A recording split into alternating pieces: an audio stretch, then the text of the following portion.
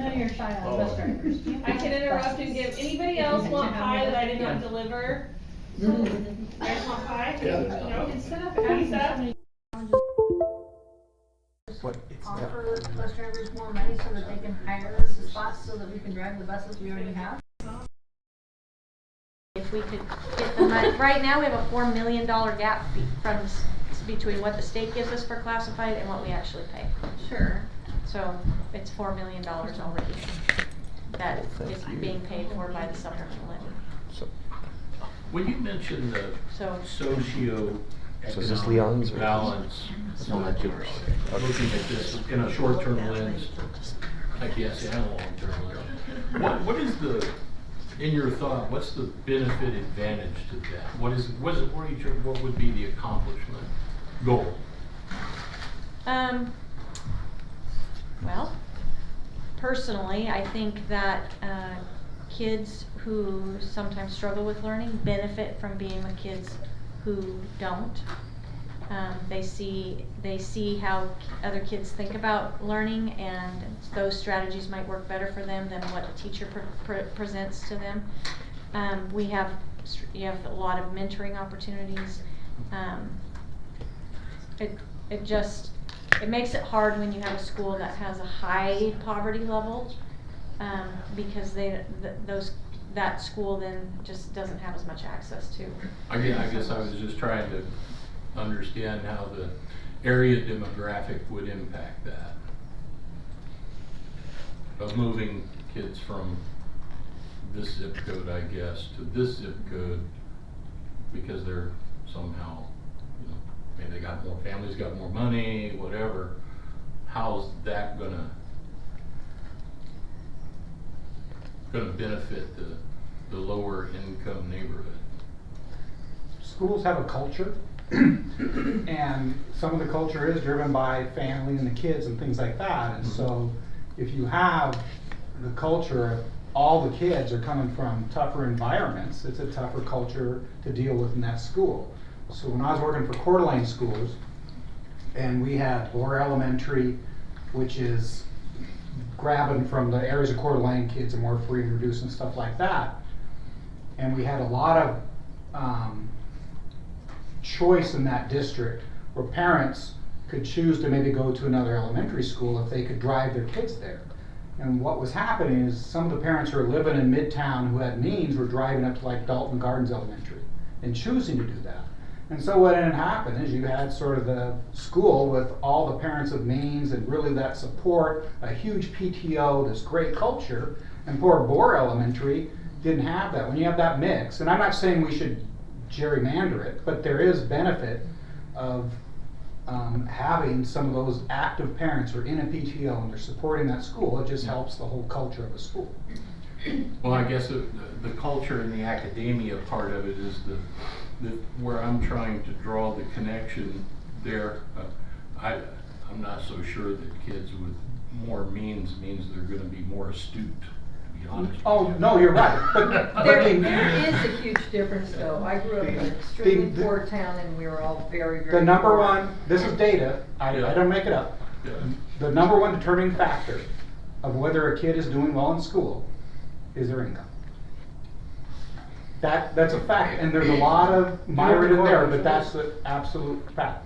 Do you know what the correlation is? You know It's what? parent support. You know the difference for me too? I grew up in an extremely poor town. Everybody was poor. We didn't know we were poor. Sometimes it's access to The minute you're materials. exposed to something different, you see something different, and then your mind goes, wow, I have choices. When you're all raised the same, you don't realize sometimes there's choices, whether it's an education or, you know what I mean? So I think there is a great advantage to there's a difference. Yeah. I guess that's where I'm at too. Yeah. Just trying to draw the two together where, what is it that this child, because my upbringing was both. We ate dirt for a while, but then we did okay later in life. So I felt both of them.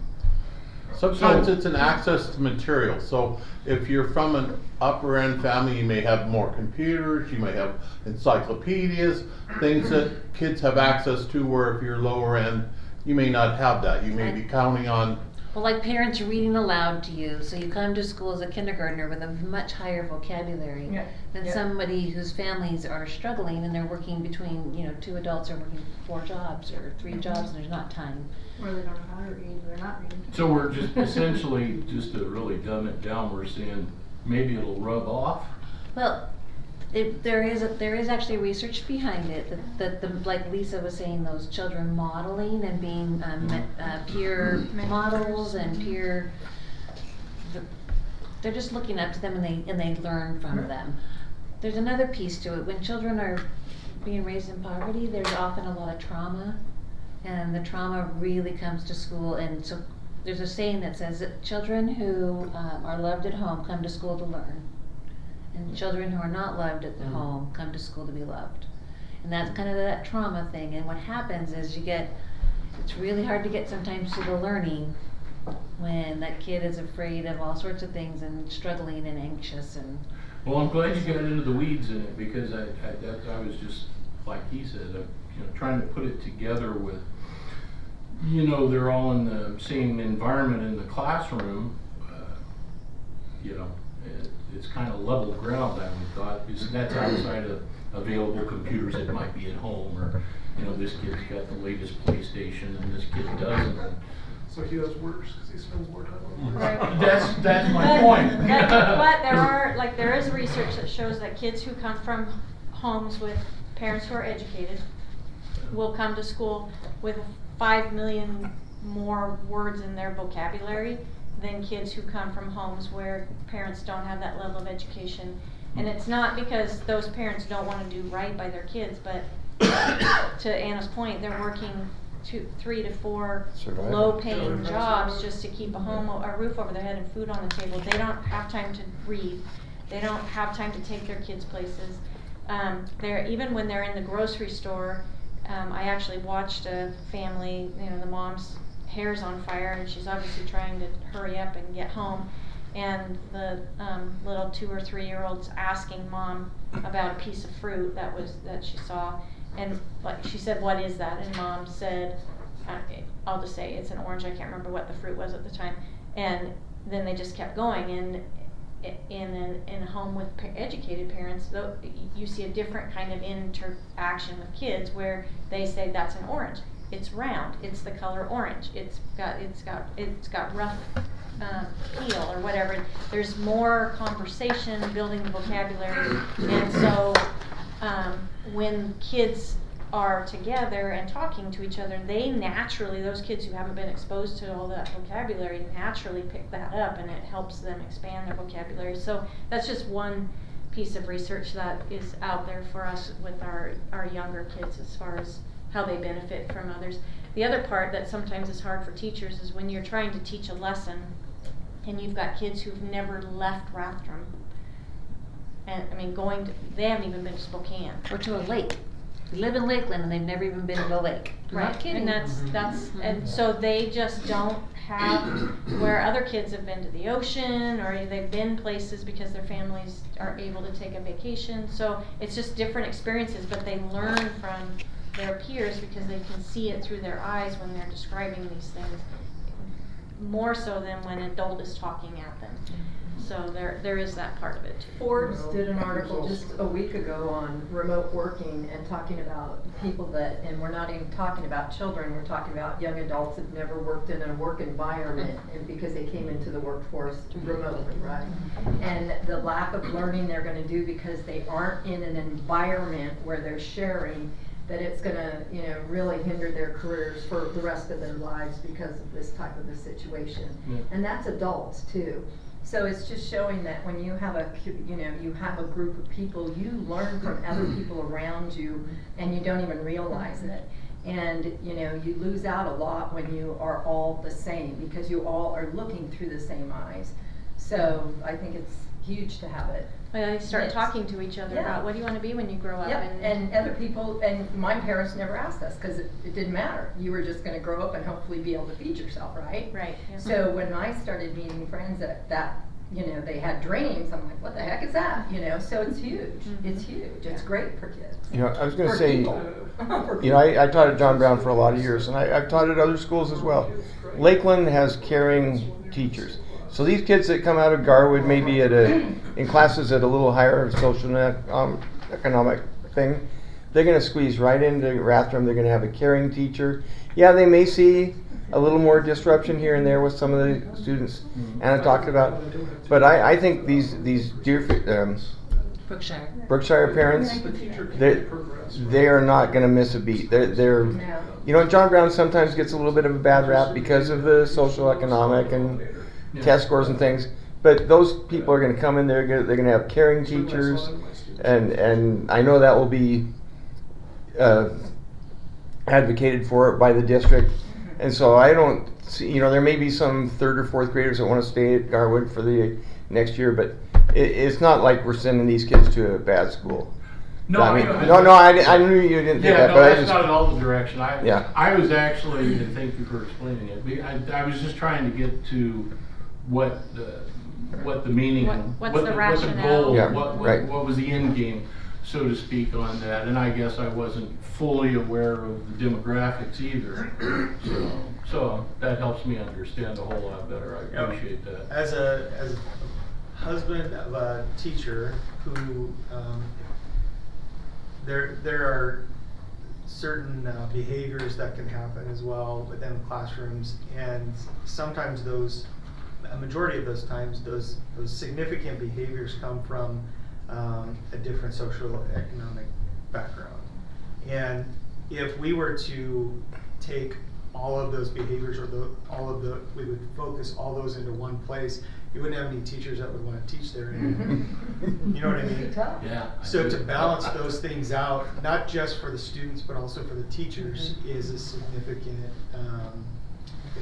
it's significant for them as well.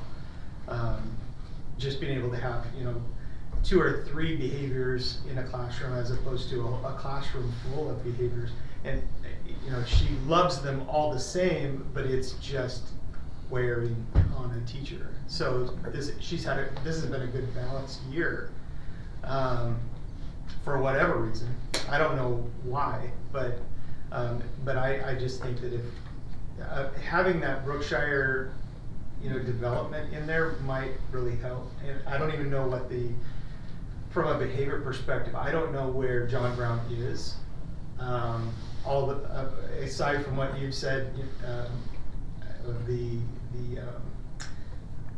stigma that I've heard over the years of, you know, everybody goes there, and I just don't know if it's behaviors. I don't know. But to balance is good. You know, I think in just about any aspect of our lives. That would be for any of the schools. Yes. Yes. Absolutely. Yeah, and I think when we're looking at this, that's not the primary factor of what we're going to move, but it's something you do look at. right. Sure. Yeah. Definitely something to keep in mind. And the fact that they are not long-term established, I think that helps a lot. I do too, especially when you're talking elementary kids, because once they get in there, they just don't want to leave. So Lisa, what's the time frame? Like, let's say we make a recommendation to go with Brookshire, which I'm leaning toward heavily. So when do you have to have this out? When do you have to let these people know? I mean, it's quite a process. Right. So the last time we adjusted attendance boundaries was my first year as the assistant superintendent, and we spent the long-term planning committee spent several months kind of figuring out what made the most sense, and then Brad and I went to the 3 schools that were really going to be impacted the most, and kind of showed them where we were thinking and what the rationale was. And actually, when we went to Betty Kiefer, there were some families who saw the Hauser part, and we hadn't even considered that. Yeah. And they just said, you know, they're already on a bus, and instead of having to wind through town to get to Betty Kiefer, just stay on 41. It's not a longer bus ride, and take them to Twin. And we ended up doing that. And so we didn't have one single complaint that fall when we registered kids, because we took it to the patrons, we listened to their feedback, we went back and examined it and actually liked their idea better. Yeah, that's good. And what I'm planning on doing is taking our brainstorms to the school board meeting next Monday and just letting them know these are our brainstorms and getting some direction from them. If they also think, if this team says our top recommendation is let's start with Brookshire and that gets 65 kids out of Garwood and move to John Brown, then we would start putting meetings together where we're talking to families at Brookshire to talk about the shift. If they might have, the board may have a different idea we haven't considered. So I'm gonna jump in real quick on that Brookshire. So if you zoom into the Brookshire one that we've been talking about here, so all of your students are in that south and western section of that. Here's a current map from the Kootenai County GIS, and in that map, all of it is already plotted, and they are building homes in all of those sections. So you're gonna not only see the elementary schools and the ones that you've got mapped, but you'll also see a large number of students probably this next year coming from the new houses that have been developed in that area. So there's a lot more houses in that Brookshire subdivision than what I think you'll see right there, because now as you zoom in there, you see all of those blocks. All of those are going to be new houses. So are they going to the right as well, that green spot, is that part of Brookshire? No. No. And if you see down south below that, you'll see where they've already put in the water and sewer lines for the southern section there. So they, like I said, that was an April photo. So they've actually gone quite a bit further than that one that you've got there. And the grassy area in the middle of Brookshire is the 10 Donated. acres that was donated to the That's really district nice. for an elementary school. And so Brookshire's got roughly double in the number of students, maybe slightly less than double once it's fully built out, is that correct? Oh, it'll Possibly. probably have, that Yeah. whole section will probably have pretty close to Hard to know double. the It's just demographics. really hard to know, because we expected a lot more kids So really, than what we actually got this year because of all the new houses that we knew were being built. So it's just with the increase in the market, families with little kids are struggling to be able to buy. right, there's fewer young So it's families, yeah. older and retired, I think, a lot more that are moving up into the areas. I tried to find demographics on it and like the demographics in our local areas for apartments, and I couldn't find anything that really pinpointed it. That's why those apartments could be Yeah. scary. You know, you got families that normally would buy a house, young families. We're gonna rent, I'm assuming there are 2 and 3 bedroom apartments in there, 1, 2, and 3, so. Are you talking about just north of Lancaster, just above Also Brookshire? south of Brookshire. It was that triangle that was at the bottom of the. Well, no, but the apartment's just north of Lancaster as well as. Yeah, right, there's that's a lot, those are a lot of 200 and apartments. some apartments that are there, that are going in just north of Lancaster, which would still be in Garwood. And then south of the Brookshire subdivision is where another 250 units are gonna be Jessica, built. that has 17 students in those apartments? Yeah, and this is the house, or Take a look the at that. apartments right off of 95 in Lancaster here. Oh, that's 95 in Lancaster. And What there's about 17 what kids there. about the, well, we don't know. What the about new Meyer ones. and Lancaster? They haven't started, they haven't got a There's quite a few. I think CO. all of these Oh, they're are empty still, apartment aren't they? complexes. So, cause Still that's under still fine, under but construction. a lot of the people that I know rent apartments are actually like, you know, 20-something that are Like Mike's- working in Mike's restaurants house. that Yeah. aren't married and don't have kids. And Can't afford and there's houses. 3 They're so of them expensive, living in a there's not gonna be 2-bedroom a like lot that of because that's all they can afford. So there's a lot of Those apartments, I think. Why not? there's like 16 or 15,000. Were you guys talking about The these? one's just north there, Yeah. Lancaster? No, No, it's not well, that. Lancaster and, It's gonna end up with a lot of. Lancaster and young Meyer, adults so if you go moving down to together. Lancaster and Meyer. Right now, they're living. So in if you a- scroll in, For so, sure, but they're gonna. alright, you see railway right there? Divided by You 3. see Airhorn and Lancaster, they're Affordable kind of housing is not parallel. affordable housing. So if you go to the, right next to it, right there, those are all apartments. That was, Yeah. you know, the cell, I or know the when ones I that go to are the on Cleveland wire, that County was website kind of and I big go to ones. zoom in, I think so. Get them for and I have so our to, kids I can have to stay there, build but then. that in our route boom. finder. It's a I bet those are pain in the butt 1,500 to to build 1,800. something in What's the route cost of finder. lumber, cost of construction? All- The fact Okay, that you team, said we no got more houses. lots of Yeah, side, yeah. conversations You're right. going. Good point. So, for the short term, is there anybody on this team who has a better or a different idea about, rather than rerouting kids to John Brown, just for the short term? Is there something else we need to consider? Talked about good options. So many other things, 10 buildings and everything, and we haven't come up with anything, so. Okay, so,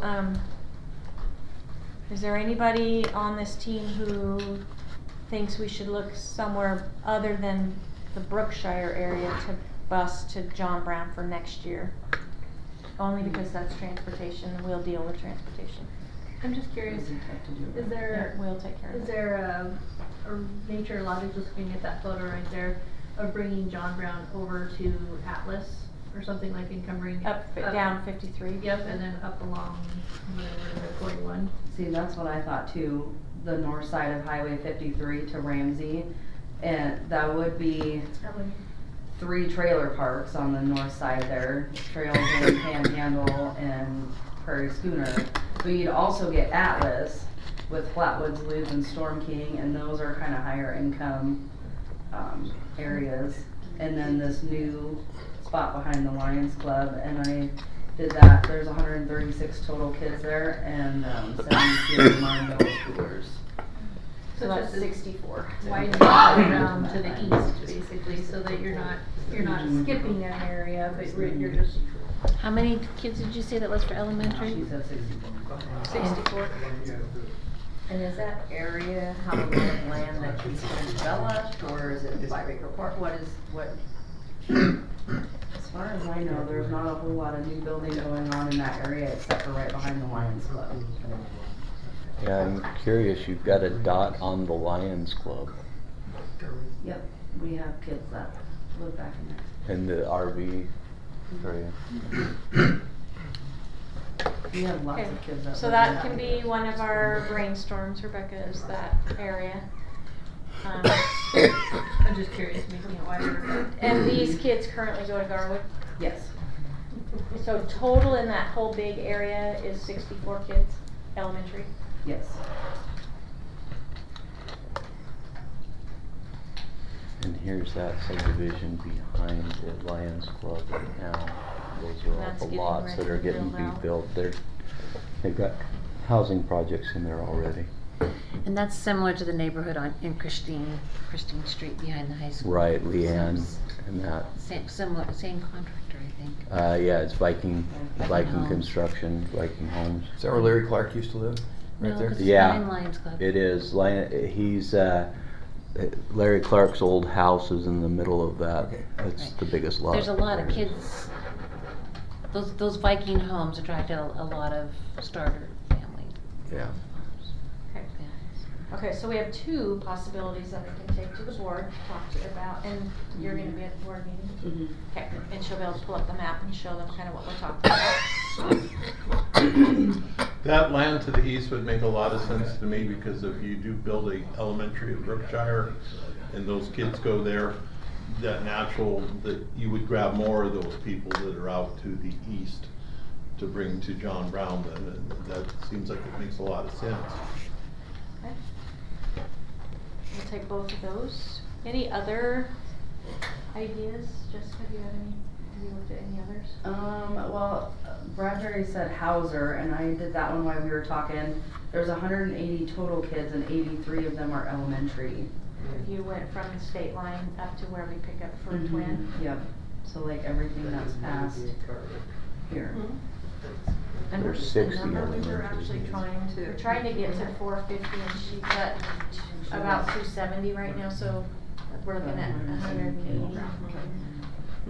Well, that'd be interesting. The one challenge if we didn't go that way, I'm sorry, is you're freeing up kids from Bay School's Kiefer. only at Twin Lakes. So if you shifted that boundary to John Brown, then you're really shifting boundaries for almost every elementary school except for the two north ones. Because now you're gonna have to now fill up Betty Kiefer with other kids, so. Right, which means we're gonna go back to probably what we had before we Going did the Brookshire last to go to attendance boundary Right, change sometimes where makes we. sense. Yeah, I we- mean, that would be a more disruptive change just with the amount of families impacted. Yeah, well, yeah, I would prefer to make very minimal changes because once we decide that, if this team decides that the recommendation to the board is going to be that we're gonna recommend a bond of some sort, at that point, the whole district has to be adjusted, and I'd rather just do that one time. It's really hard on families when we move them Continually Bouncing around. changing. out of their homes. I think that's one of the advantages of Brookshire is they don't have their roots totally deep in, and they're going to be excited anyway when they get a brand new school right there. And If that's the one that gets picked. right, yeah, that's right. And it's supposed to grow with like the exact number of students that we want transferred to John Brown from Garwood. What'd you say? Brookshire is likely going to grow to roughly 200 students, which is, I think, the number that we want to transfer from Garwood to John Brown. And it sounds like it'll grow fairly quickly. It sounds like. It keeps depending upon how the interest rates go. True. But we do know that They're the gonna go interest up. rates going up has created a little bit of a slowdown in that development process. They lot of won't slow have down. to- the federal budget's broken. They won't go down to the.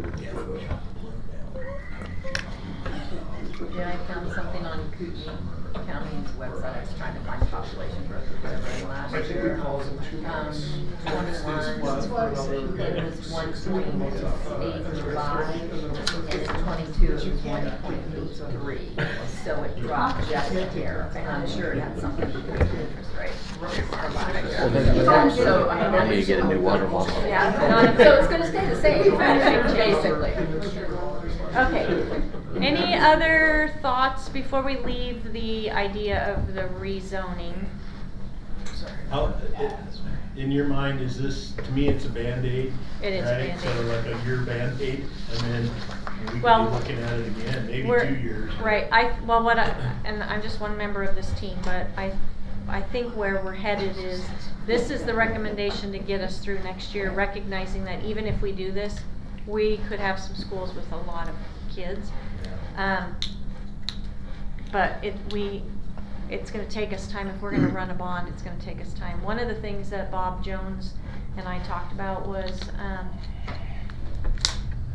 on September 1st, when Governor Little called that special session and the legislators agreed to put an additional $330 million into K-12 budget, on top of what they're already giving us. They didn't decide what that was going to be and how that would come to us. And so, and we still don't know, and they haven't even started talking about it. Most superintendents think it'll be the go-home bill. It'll be the very last thing they get to, which means our levy will probably have run before we have any idea what that looks like. But it could be that our patrons support our levy and it passes, and then we find out that we're getting additional dollars for classified staff, to Lori's point, or that's one of the things we're talking about, additional dollars for discretionary to help pay the electric bills and those kinds of things. Once we know what that is, the board gets to then make some decisions. So they could decide or have a conversation and decide that the community approved 9.52 million, but we don't, because of the new money, we don't need 9.52. We're only going to collect this much, and they can let the county know we're just collecting this much. They can do that if that's what they want to do. One of the things that that we talked about was taking whatever that new money is and putting it into the capital projects fund, and then going to the board or to the community and saying we have to run a bond, but we're going to run a small bond, and we're going to add to Timberlake Middle School, we're going to add to Twin Lakes Elementary, or maybe even add on to Betty Kiefer, and then shift our boundaries, and that's only going to cost us $7 million or $8 million, and we've set aside 3, so we only have to bond for 5, and which would be a very small amount for our patrons. So there are lots of opportunities, I guess, to think about this differently. What this group needs to do is start to put together what we think is the best plan moving forward. Is that like the best first step, because the inflation is high and people are tired of taxes, and do we do little things first and try to kind of see what's going to happen with the growth? Can we mitigate the growth that way? Those are the conversations that we as a team have to have. We might talk about that and then decide we don't think that's the right way to move forward, and we think we just need to go forward and we need to add a middle school, and then we use this middle school as elementary school, or whatever we decide we want to do to try to get more space for kids. And again, it's going to take shifting kids around, so that's the next step. My goal would be for us to have that decision made and the recommendation to the board by May, so that if we're going to run a bond, we can start the process of educating and doing all the things we need to do next year. One of the bills that's in front of the legislature right now is we have 4 dates that we can run local school elections: March, May, August, and November. The legislators want to take away the March and the August dates and push us to either November or May, which makes things challenging for us.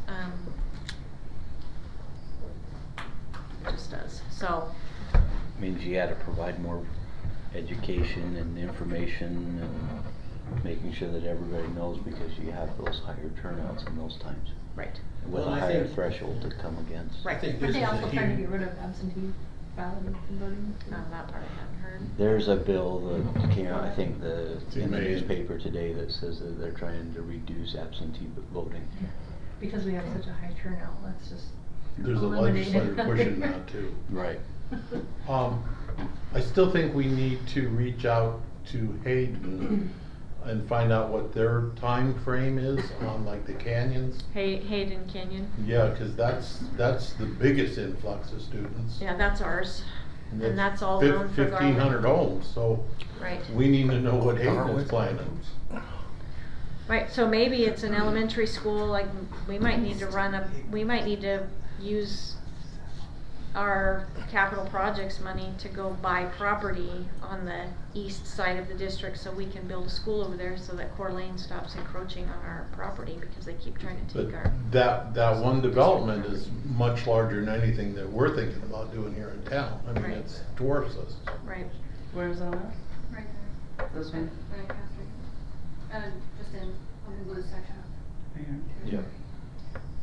And they bring. You thought these 5 years superintendent were gonna be, you thought he was gonna be. No, I knew going in, Yeah. when I told him when I interviewed, I don't really like doing levies. I don't like this part, but. well, I think this it's part what of it it is. looks really good, I mean, to the taxpayers as well, just because. Mm-hmm. And I think we need to communicate that. We're not just going out and trying to build a new school right now.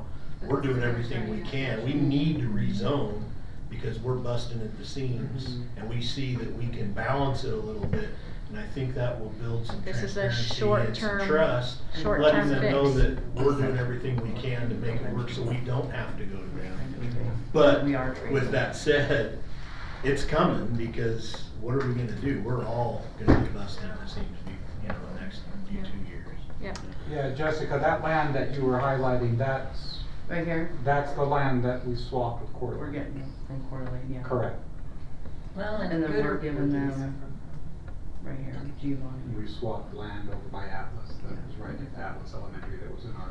We have some mad parents in that we were actually- thing. Giovanni Sorry, State, see that You little. guys are not in Yeah, our. see. That's that- kind of a crazy one. Yeah. So we squared it off up to Hayden, Oh, And- okay, you did? yes.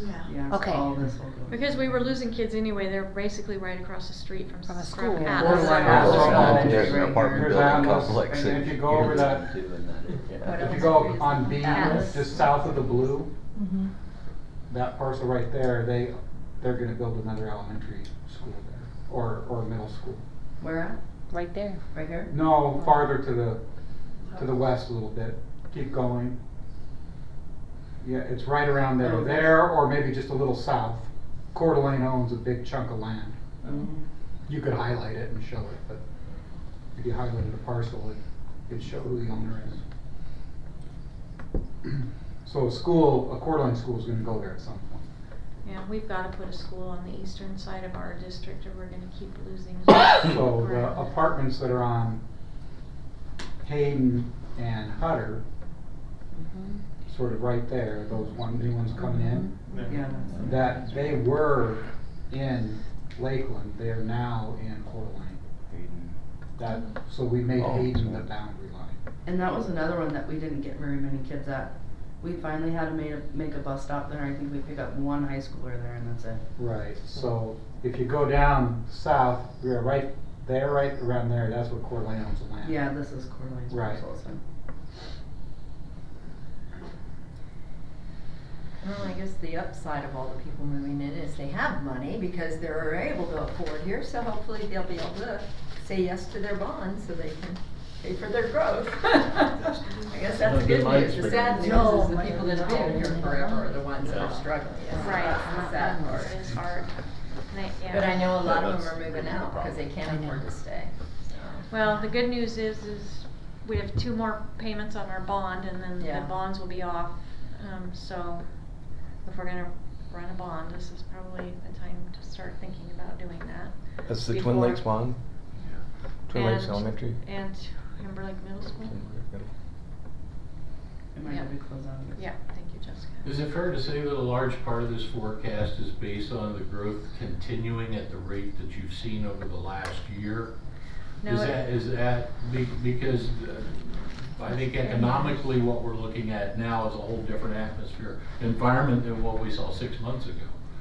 Yeah. And I don't, I mean, I'm looking at a Viking home development where they built 14 homes and they've sold 3 of them.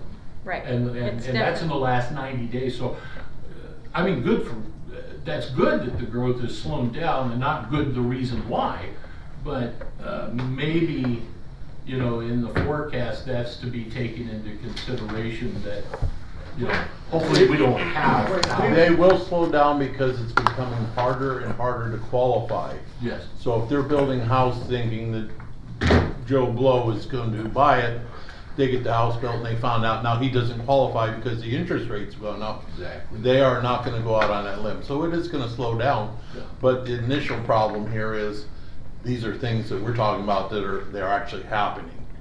Yeah. The growth that we're looking at, we use a cohort model and historical, what's our survival rate of kids going from 2nd grade to 3rd grade. That includes people moving in now.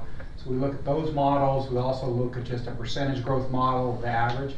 We've been averaging anywhere between those 2 models. With the one dip of the COVID year, that was an anomaly. Really between 1% and 2% every year. So really if we're looking about 1.5% a year, that's been pretty accurate for the last 10 years. So it's not just the recent boom.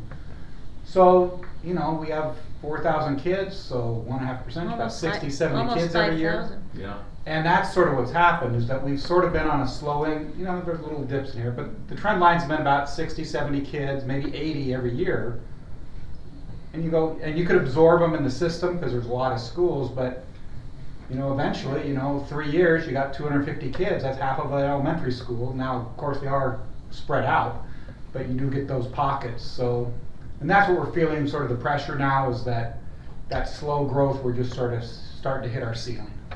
You know, that interest rate could change, you know, the government, like they did it before, they changed it, they could change that again and boom, in a matter of weeks, houses are gonna start going Yeah, up. I think the bigger concern for me is we've got 5 different apartment complexes going in Rathdrum City proper.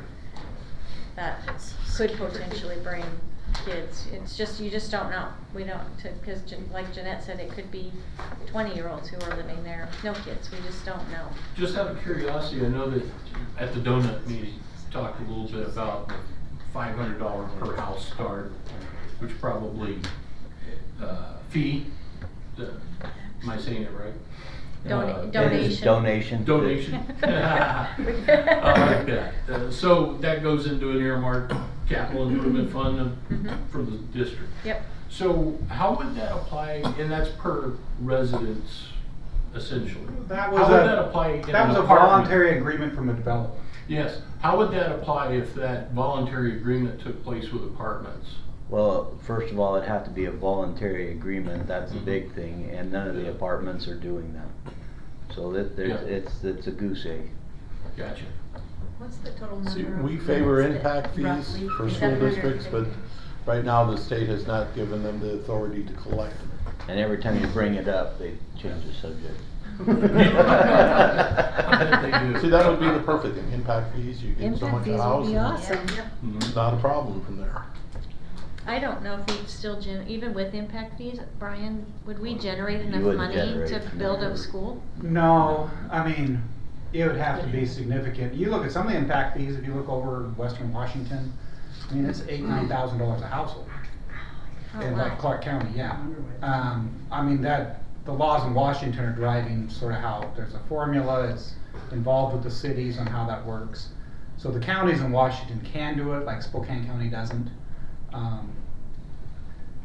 But, I mean, that could give you a chunk of change where you could do maybe an addition and things like that. But if you're talking, I mean, even right now, an elementary school that's gonna hold 400, 450 kids is $15 million.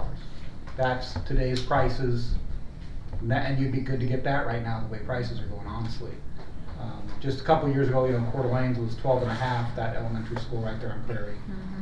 So, But they, those are the dollars, so yeah, I mean, you have a lot of houses at Well, $5,000 You a got pop. 2,000. at $15 it million, would $5,000 impact fee, you'd have to build 3,000 houses in order to come up with the money to do that. Well, that's what's happening right now. I was though. gonna In that say, that'll be neighborhood. done in the next year. We're not building that many. We're not, but the rest of the district is 1,500 in Hayden alone. Well, yeah, at some point. It's a But chunk of anyway, money. the impact fees could be helpful for sure, if it was there. The legislature hasn't had an appetite to add that for school districts. So I'm gonna ask a really crazy question. I mean, it is out there. No. Lori knows I'm just like the strangest person on earth. So you know they have these programs called Habitat for Humanity Big where jump, I know. groups of people get together and build their homes and they all have to, there's some sweat equity. Do they do any such thing for building a school? Could we get developers, local people that have lived here for generation after generation as a group of people and over a period of time, because we've got land, right? And have people and, and even if it took longer to build it, but it was built with a lot of sweat equity, is there any kind of programs that do anything like that? See, I told you it was out there. That'd be a Google search. Well, and a lot of your I'd show up to help. a lot of your big expenses aren't in hammering nails into lumber. They're connections into the sewer system. The and lumber itself. I have a shovel, I The can lumber do it, I itself. can Cover the do it. connections though, right? But Yeah. sometimes I mean, but- you get what you paid for it too. You have to keep that in the back of your head, because at the city level, we've done a lot of volunteer work. In fact, we're putting, I think, $12,000 to redo the memorial in the cemetery that was done by volunteers some years back. And so there's that issue too, that if you want a quality building, you need to hire quality people. Well, that's to why I'm build it. saying, we've got a lot of developers that have grown, or people that, construction, people that own Born their and own raised construction here. companies that have lived here forever, I mean. But there's not that and many so- that have built a school or a building of that size. But I think you could do volunteers for landscaping and Yeah, well, that's not gonna build us an playground. educational school, so No, but I'm just that's trying to come up part with a cheaper of, way. It yeah, just that's is- part of the cost though. Sure. Yeah. I've just decided I'm gonna win the lottery and I'm gonna just build us a school. Oh, me too. Let's go buy our tickets. I mean, I was thinking, halfway what buy a happened to the day when we just had a schoolroom and we just educated kids, gave them academics, but we do everything now, and that's what makes it so darn expensive, all the sports and everything. Yeah. When I was growing up, sports was just something extra you did, but so many of them do it because But- they hope it's gonna be a career. To your issue though, there was a group that stepped forward and built K-Tech. And they did that on the cheap, and they did it with volunteer, and they did it with volunteered materials. It was in their interest because they were training future employees. Oh, yeah. So they But did we step did- forward, but it's but a we did very also run utilitarian for built building. I mean, Okay. there's no frills. But I that's think, something I to don't look think at. Reiki is bad. Well, this is the third I do. I big agree. boom that I've lived through here in the last 40 years. And what we're gonna have to do as a committee is we just have to make our best guess and go with that.